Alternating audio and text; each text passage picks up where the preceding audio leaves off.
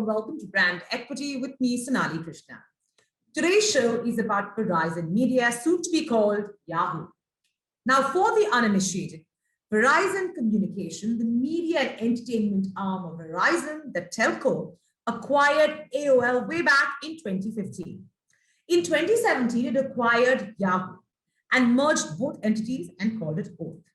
Now, this company was renamed in 2019 and was called Verizon Media. Cut to May 2021, and Verizon Media announced that the division was being sold to Apollo Global Management for roughly $5 billion, and the company will now go back to being known as simply Yahoo. Lots of twists and turns, but the one thing that has remained constant in this entire journey has been the CEO, Guru Gowrappan. Well, today I'm joined by the CEO of Verizon Media and now the CEO of Yahoo, Guru himself, who's joining me right here on Brand Equity straight from New York. Thank you so much, Guru, for joining us right here on ET Now. Truly a pleasure having you here. Thank you so much, Sonali, for having me here as well. Pleasure as well. Thank you. Guru, it's definitely been quite a journey. It's been just when you read the timeline, you kind of say like, oh my God, what just happened? There's so many twists and turns. And I think a lot of what has happened, whether it's Verizon or AT&T, would you say is just bad calculation of merging, looking at being a telco, but like also looking at yourself as a media company and a content company and just that entire mathematics and literature of that was just wrongly calculated? It's you put it in different ways, right? The way I think about it is every company has a strategy, let that be Verizon, AT&T. You look at the evolution we've had. I mean, look at AOL and Yahoo in this world. So I would say there is strategy at point in time, the focus that we need to have. Now you think about Verizon in a way, there was a strategy we followed. And then as you think about the amplification of 5G or the focus that's happening in mobility, you end up saying, look, we need to focus heavily. It doesn't say that the original strategy was wrong. It's more about, can you invest further and grow this business? So in this model, if you take what we've done, I'll just take the Verizon Apollo deal in this way. When I came over, if you go back to history, I've been now CEO more than 2.5 years of this unit. And we were declining, I would say high double digits when I took over as a CEO. And now we've turned around the business. Now we're growing double digits, which has been good last 2 quarters. And the momentum, is doing really, really well. But part of this, now we reached an inflection point where when we looked at it, we said, look, for this to be a very big relevant media asset and everything we're trying to do on commerce and a lot of the transactional side or even trusted content, that needs more investment and focus. And it needs to be almost independent to be able to do that, because in our prioritization, it's more now we got to focus on 5G and making sure that infrastructure is in good place. And if you look at even the structure of the deal, Verizon will continue to own 10% of the new company, which is good. So I would say, I don't know if I'd call bad calculation. I think point in time, there is priorities and strategic thinking that goes into it. And then things evolve. And we now think it's not that we don't care about media or this ecosystem. It's more that this could be much bigger with a lot more investment in the Apollo world, and we will still benefit as Verizon at that upside, rather than here limited investment and you don't get to grow as much that you could potentially do. Okay, there are a couple of questions I have simply because, it just sounds a bit confusing. Sure.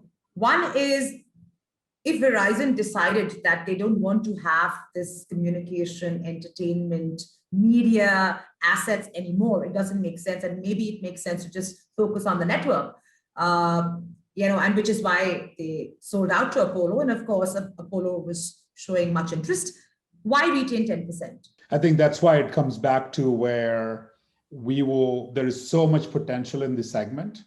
And as I said, I come back to, when you think about prioritization, you need to have capital investment into this asset. And when you're focused on building the core 5G ecosystem that Verizon is focused on, that means you're not going to get as much capital investment in the media asset. But the belief, when you think about long-term, take 5-10 year horizon, When you look at Verizon itself, what it wants to do overall long term, they believe in the media ecosystem being connected in some way. Now, you don't need to own it. Look, strategies are done different ways, right? We always say buy, build, partner. So in this case, you've invested and owned something that you know is a long-term option value, so that you have 10% in it. So eventually, if you want to, that's one, which is it gives you play in the upside as we continue to grow and what we do with Apollo. The second piece I would say, there's a lot of deep partnership we'll continue to do with Verizon. And if you look at Verizon, it's not just infrastructure layer, right? There is application layer that goes on top. I mean, we've done partnerships with Disney Plus or Apple on their side, and Discovery Plus, all of those things. What we're building in the Yahoo ecosystem also touches the same consumer base. So there is going to be a lot of deep partnership that will continue to happen. And when you have 10%, I think it has a deeper relationship.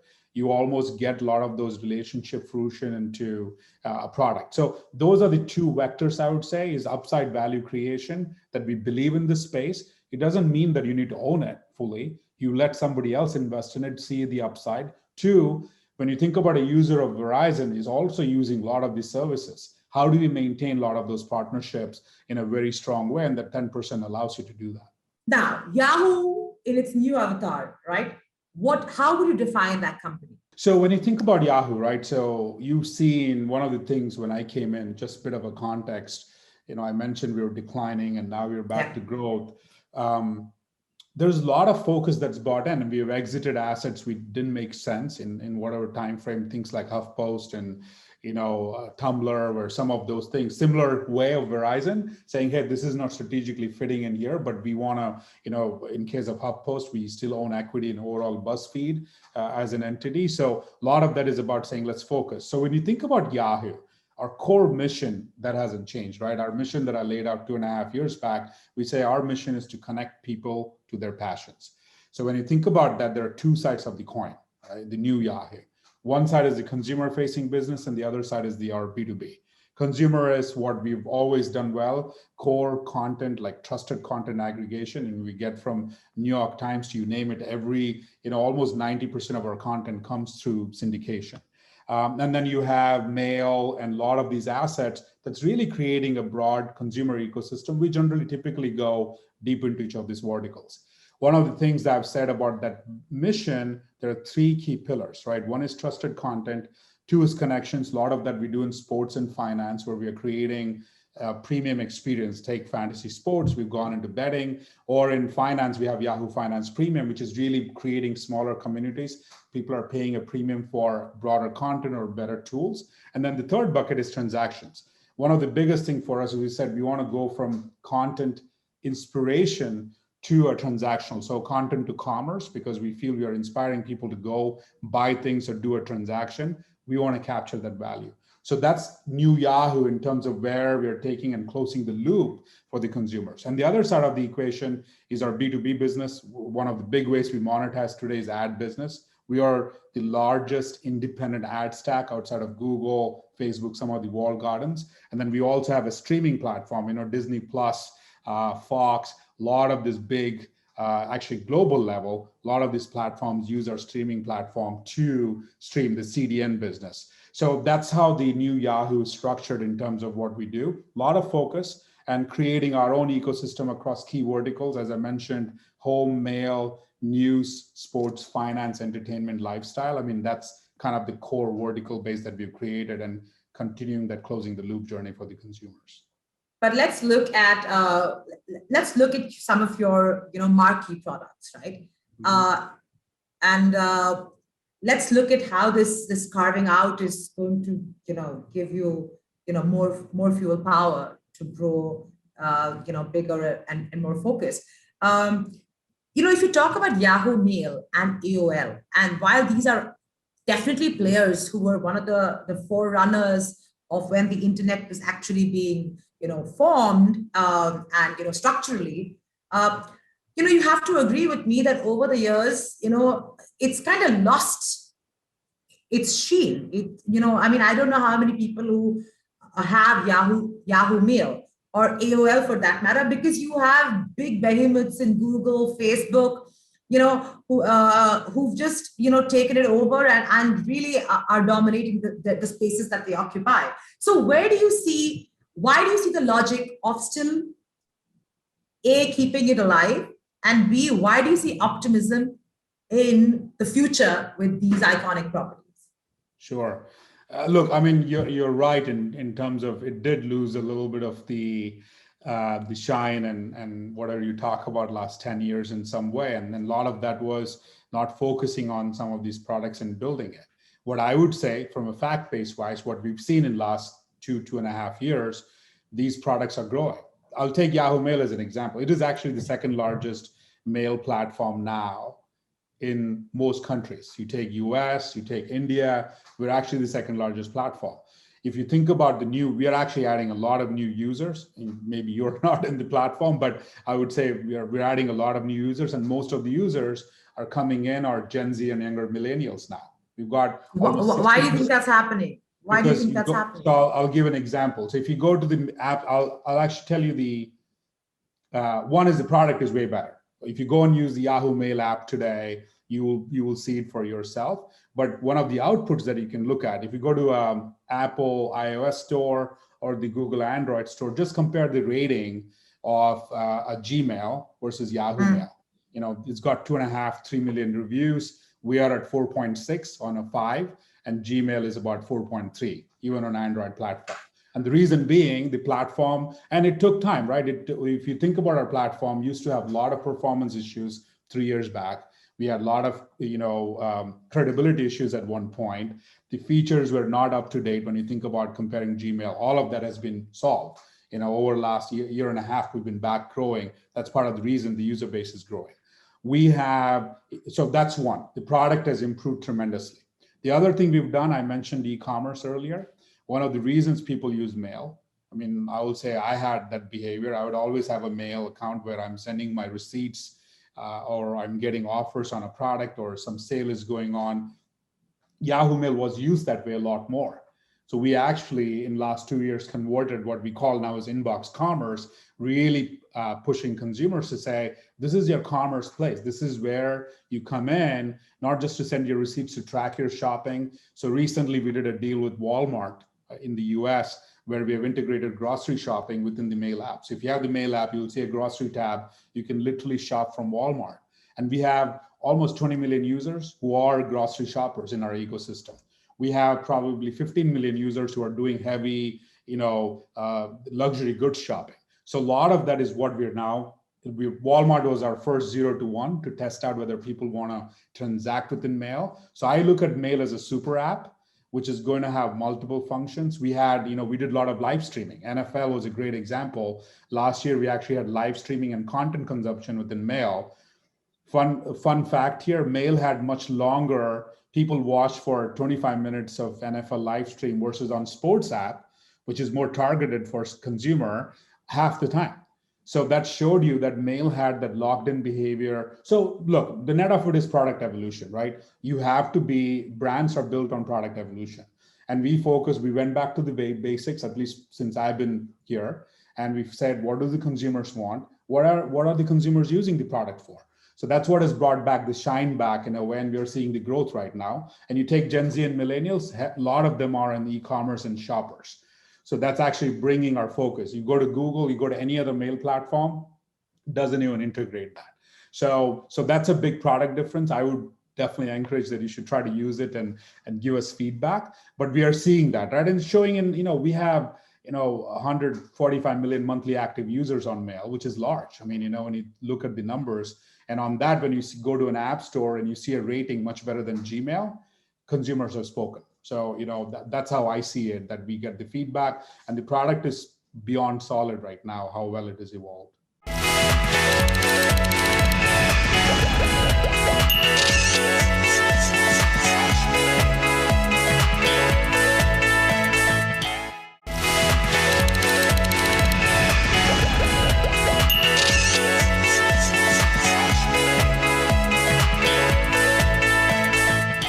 Bear with me with my questioning. So when you say you're second largest, and obviously first being Gmail and Yahoo Mail coming in second spot, and I heard you say 145 active million users, right, for Yahoo Mail.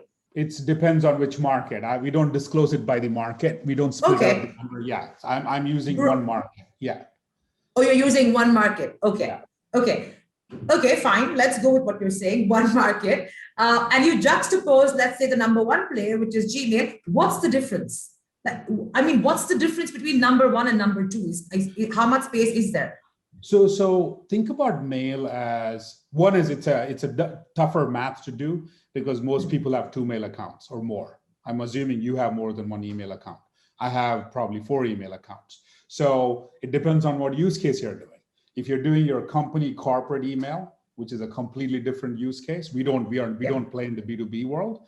If you're doing consumer to consumer, or let's say your friends and family and your personal email, that's one use case. And then if you're doing shopping and other commercial intent, it's like, I'm going to use this as call it a spam box. I want to send all my offers and everything. That's another use case.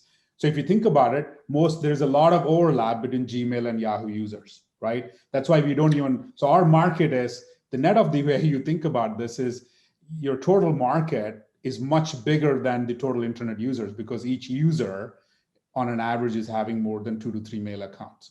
Sorry, is this something as a pattern you're seeing that every customer has, 2 or 3 accounts for different purposes? Is this something that is peculiar to, let's say, the Western market and in particular the US market? Or is this homogeneous? This is global. If anything, you would see this more so in Asia. Europe is a little bit more combined. Europe and US is less. See, if you do a spectrum, I would say Asia is a bit more. So the younger the internet population is, they're segmenting in many ways and using it for multi-purpose. I mean, you think about the same happens in social, right? You're on WhatsApp for certain things, and at least, we use multiple different chat apps, or you're doing email for certain things. All of this is in the communication bucket. But yes, there is a spectrum, but most times minimum is 2. I mean, if you take almost, I would say 75+% users, you're at a 2+ email accounts. Let's crystal gaze you and I, you're the expert and the observer. And let's look at people who have multiple accounts, whether it be with email, bank accounts, WhatsApp or chat platforms.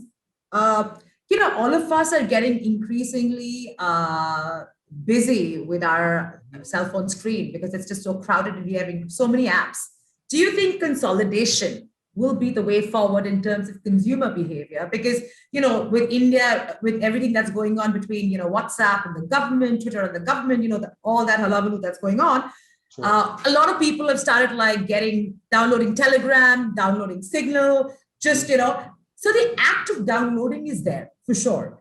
And I'm talking about the Indian market because, we're going through a peculiar time.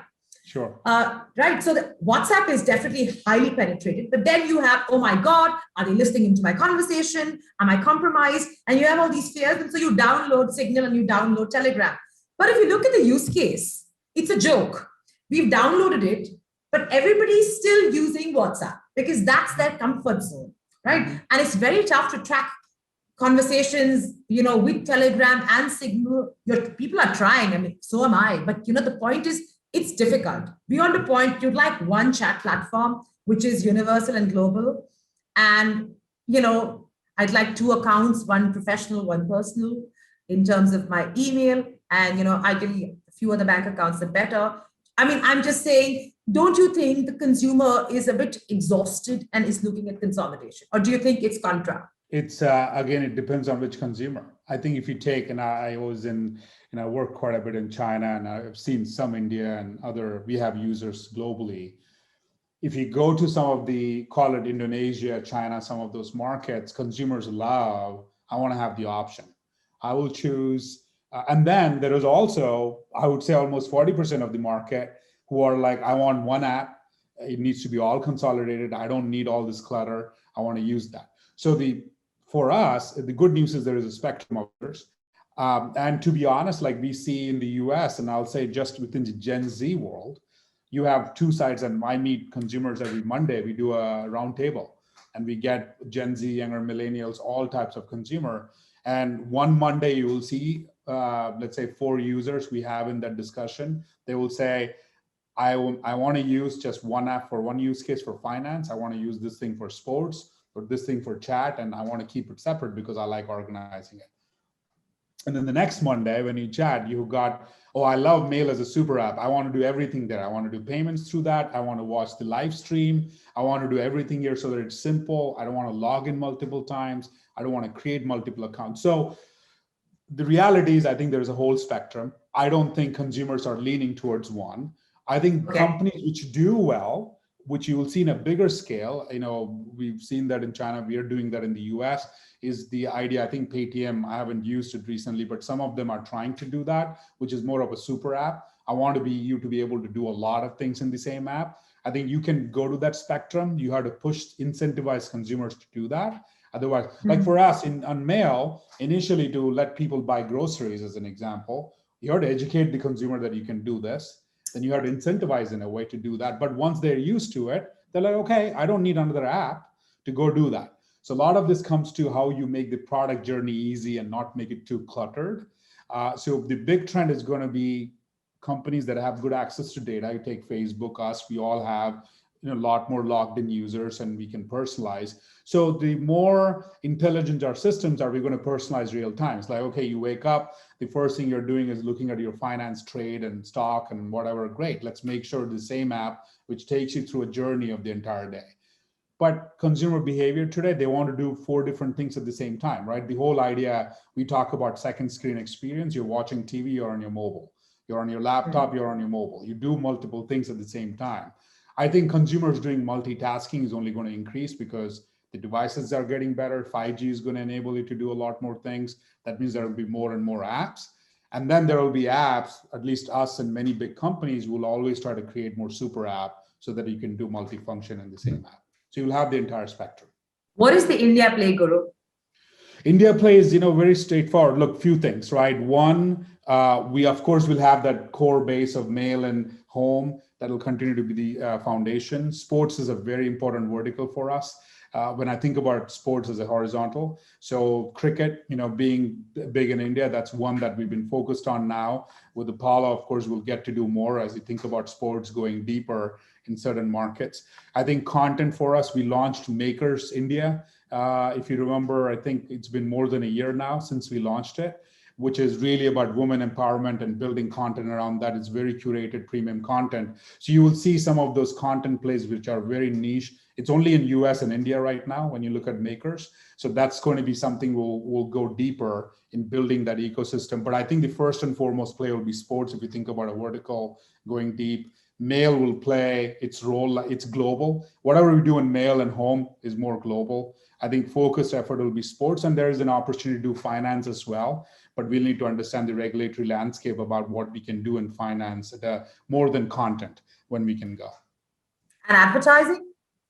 Advertising is a business model. Yes. I mean, the ad market, India is actually one of our fastest growing markets right now. What we're doing on the ad, it's much more mature market than when you think about 10 years back. So the other side of the coin, yes. I mean, we have a good sales team there. We have a lot of demand side platform clients as well. So that'll be, again, those are global platforms. All you need is a small local team to activate and bring customers and support. So that'll continue to grow for us as well.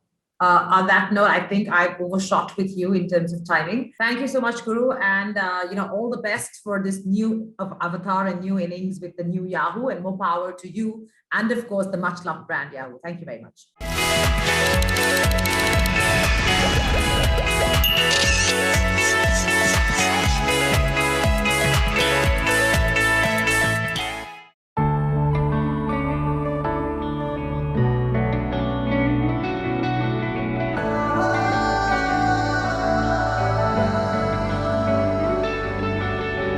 क्यों छाई है ये उदासियां, है तो ये तेरा मेरा आशियां, माना मुश्किल की